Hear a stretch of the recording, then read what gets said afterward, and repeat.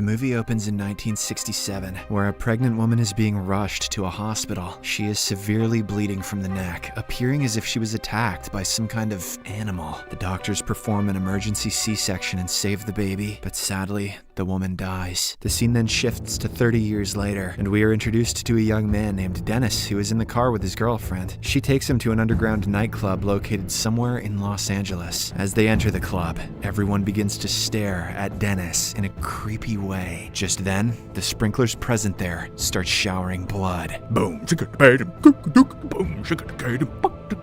all the partygoers enjoy it, and they cheer in happiness. But Dennis goes into a state of panic. This is when we realize that all the people inside the club are actually vampires. Slowly, they turn their attention towards Dennis and proceed to attack him. But in the nick of time, our protagonist Blade arrives at the scene, clad in a black leather outfit. Turns out, Blade is the same child from the opening scene, who has now become a vampire hunter. The vampires launch their attack on Blade, but he easily defeats them using his special weapons. Eventually, all the vamps are either dead or have fled, except for Quinn, a muscular vampire. He tries to ambush Blade, but instead gets burnt to a crisp. Seconds later, the cops arrive at the scene, so Blade casually walks away. In the next scene, the police transport Quinn's burnt body to a local hospital, where a morgue technician named Curtis and a hematologist, Dr. Karen Jensen, conduct an examination on it. They discover numerous irregularities, including abnormally developed jaw muscles. As they discuss the test results, Quinn suddenly comes back to life and attacks both the doctors. The vampire immediately bites Curtis to death, but before he can do the same to Karen, Blade shows up. He effortlessly cuts off one of Quinn's arms, prompting him to run away. Blade then takes Karen to a safe house, where his old associate, Abraham Whistler, tends to her injuries. Abraham administers her with a solution of garlic essence and silver nitrate, expressing a cautious optimism about her chances of recovery, estimating them at 50-50. Elsewhere, we see a group of vampires discussing Blade's recent attack on their fellow members. One of the young vampires, named Deacon Frost, wants the vampires to outright rule the humans and simply use them as a food source, while an older vampire named Dragonetti prefers to maintain a peaceful coexistence. Dragonetti does not seem to like Frost because he is not a pure blood, as he merely became a vampire through the bite of another. The next morning, Karen wakes up and wanders around the safe house. During this, she witnesses Abraham injecting Blade with some blood serum. Later on, Abraham explains that he and Blade have been waging a secret war against vampires, using weapons based on their elemental weaknesses, such as sunlight, silver, and garlic. Or, in the case of Blade, taxes. As Karen is now marked by the bite of a vampire, both he and Blade urge her to leave the city. Afterwards, Karen goes to her apartment and begins packing her belongings. As she prepares to leave, she is confronted by a police officer named Krieger, who is a human slave owned by a vampire. Krieger tries to attack her, but Blade once again comes to her rescue. He effortlessly subdues the corrupt cop and notices a tattoo on the back of his neck. Blade immediately recognizes it as the mark of Deacon Frost. He then lets Krieger go in the hopes of tracking him to another vampire club. Following this, Blade and Karen shadow Krieger to a new underground club. There, they come across a morbidly obese vampire named Pearl, who works as a record keeper. They torture him with a UV light, demanding that he give up information. At first, the pustulant freak of nature refuses, saying he'd rather die than snitch. But as soon as the UV light starts burning his skin, he speaks up. Pearl reveals that Frost wants to command a ritual where he would use 12 pure-blooded vampires to awaken the blood god, La Magra. Armed with this insight, the duo delves further into the vampire archives, housing pages extracted from the vampire Bible. Not long after, they find themselves ambushed by a faction of vampires led by Quinn, who is now healed and regrown his previously severed hand. Quinn is determined to exact vengeance, but he soon realizes that Blade has a radio link in his ear. Moments later, Abraham arrives at the scene and opens fire on the vampires. In the midst of the chaos, Blade cuts off the other hand of Quinn. Seizing an opportune moment, the trio then boards a passing subway car, making their escape. Returning to the safe house, Abraham reveals the complete backstory of Blade to Karen. He recounts that he found Blade on the streets, feeding upon homeless people. According to Abraham, Blade is a unique amalgamation of human and vampire traits. possessing the supernatural strengths of vampires without any of their weaknesses, except for the need to consume human blood. Abraham also reveals that he's been developing serums to curb Blade's cravings, but Blade's body is starting to resist it. The same evening, Abraham learns that his attempt to cure Karen was ineffective, and that she is growing close to turning into a vampire. Despite this, Karen refuses to give up, so she heads to the hospital where she used to work and brings some laboratory equipment in order to try and find a cure for both her and Blade. While experimenting with the anticoagulant EDTA as a potential substitute, she discovers that it has a violent reaction when it is mixed with vampire blood. Recognizing its potential, she gives it to Blade, envisioning it as a potent weapon against the vampires. Meanwhile, Quinn is at the vampire base, facing reprimand for his repeated failures. Frost orders him to go back out and capture Blade alive. This confuses Quinn, as his boss and all other vampires have been trying to kill Blade for a very long time, but so far, none have succeeded. Afterwards, Frost and his henchmen abduct Dragonetti and take him to a beach just before sunrise. They forcibly rip out the elder vampire's fangs, while Frost and his gang shield themselves with sunscreen, black clothing, and motorcycle helmets. It's so 90s it hurts. Then, Dragonetti is left to burn to death due to the sun's rays. After this, Frost confronts the remaining elders of the Vampire Council, demanding that 12 people volunteer for his La Magra project. In the next scene, as Blade goes to purchase more items for hunting, Abraham and Karen discuss her latest attempt to cure vampire bites. Karen is sure that the new formula will work on her, but she is unsure what effects it might have on Blade because of his vampiric nature. Nonetheless, she remains resolute in her belief that she can cure his blood thirst, even if the process will take years. As the two continue chatting, Frost and his men suddenly barge inside their safe house. Abraham tries to shoot them with his special gun, but he is easily overwhelmed and beaten up. The bad guys then kidnap Karen and flee the scene. A short time later, Blade returns home, only to discover Abraham in a vegetative state. He is on the verge of dying due to the vampiric infection. In his final moments, he reveals about Frost's La Magra project, detailing that he is in search of Blade's blood. Abraham then requests Blade be careful, saying the existence of humanity depends on him. After this, he grabs Blade's gun and commits the unthinkable, fearing that he will turn into a vampire. Consumed by fury, Blade infiltrates Frost's headquarters and kills all of his men, any of them who come in his way. He attacks the vampires with EDTA, which makes them swell up and explode in a shower of blood and prosthetics. Blade finally reaches Frost's office, where he is confronted by a woman. She calls him by the name Eric, indicating that she knows him well. Then,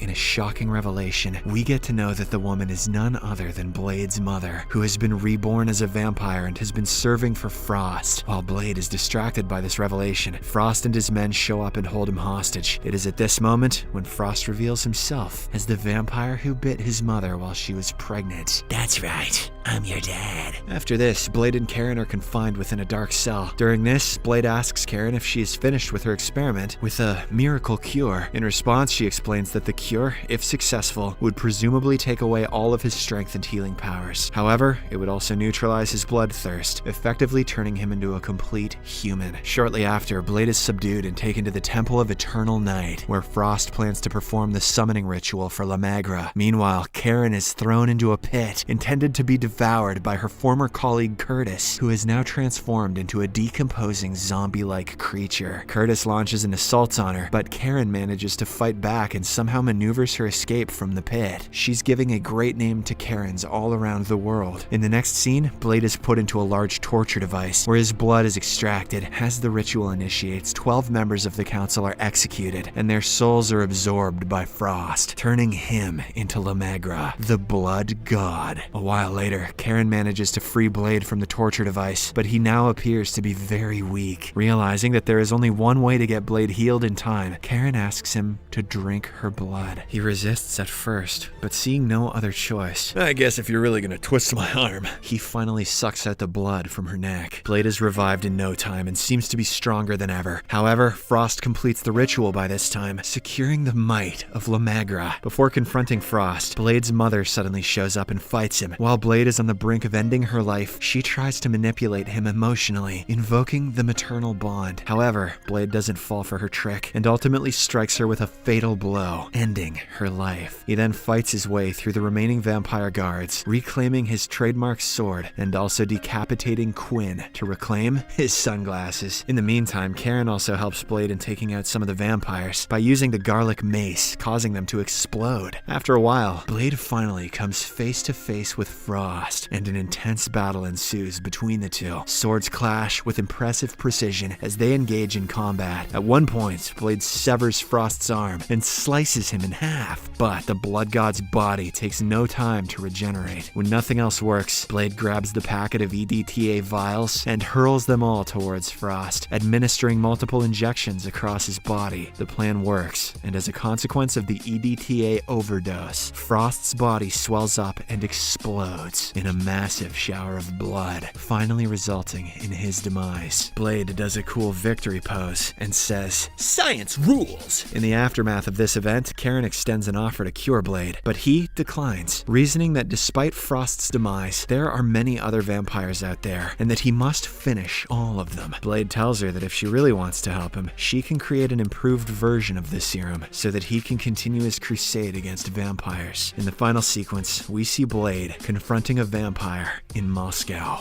Subscribe for more videos like this, turn on notifications, and leave a like to help the channel out. Thank you for watching.